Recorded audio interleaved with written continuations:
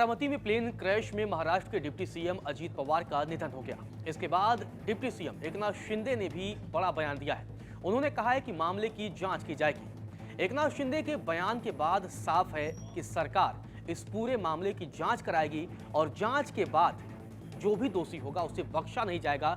कहीं ना कहीं ये आश्वासन अब एकनाथ शिंदे की तरफ से दिया जा रहा है। एकनाथ शिंदे के बयान का मतलब यह है कि अगर कहीं कंपनी की लापरवाही हुई तो सरकार कंपनी पर भी एक्शन ले सकती है। एकनाथ शिंदे ने कहा है कि जिस विमान दुर्घटना में अजीत पवार की जान गई है उसकी जांच की जाएगी। इसी बीच आपको बता दें कि एआईबी की टीम बारामती जांच के लिए भी पहुंच चुकी है। इससे पहले कंपनी की तरफ से जिस कंपनी का ये विमान था उसकी तरफ से भी बयान सामने आया था और कहा गया था कि कम विजिबिलिटी की वजह से यह हादसा हो सकता है।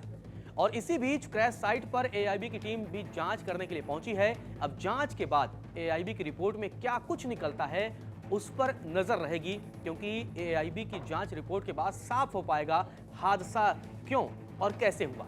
वहीं अब इस घटना का सीसीटीवी वीडियो भी सामने आया है। ये वीडियो देखिए जिसमें प्लेन क्रैश को दूर से देखा जा सकता है। सीसीटीवी फुटेज में प्लेन क्रैश होते साफ नजर आ रहा है।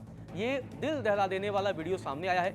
इस वीडियो में देखा जा सकता है कि प्लेन के जमीन से टकराते ही तेज धमाका होता है, जिसके बाद विमान में आग लग जाती है और विमान देखते ही देखते आग के गोले में तब्दील हो जाता है और काले धुएं का गुब्बार उठने लगता है। हादसा इतना भयानक था कि प्लेन दो हिस्सों में टूटकर बिखर गया और सब कुछ पूरी तरह से चकनाचूर हो गया। ये तस्वीरें प्लेन क्रैश की हैं। सीसीटीवी फुटेज सामने आया है और इस घटना ने अहमदाबाद प्लेन क्रैश की याद दिला दी। उसका भी तब सीसीटीवी फुटेज सामने आया था और उसमें तब देखने को मिला था किस तरीके से विमान हादसे का शिकार हुआ था।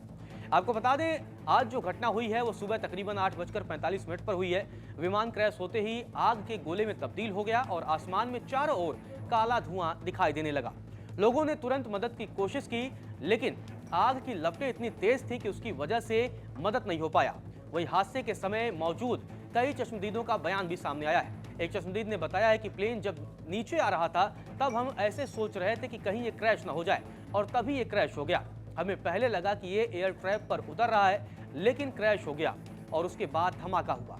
धमाके के बाद जब हम उसे देखने आए तो वहाँ प्लेन में आग लगी थी और उसके बाद 4-5 विस्फोट हुए।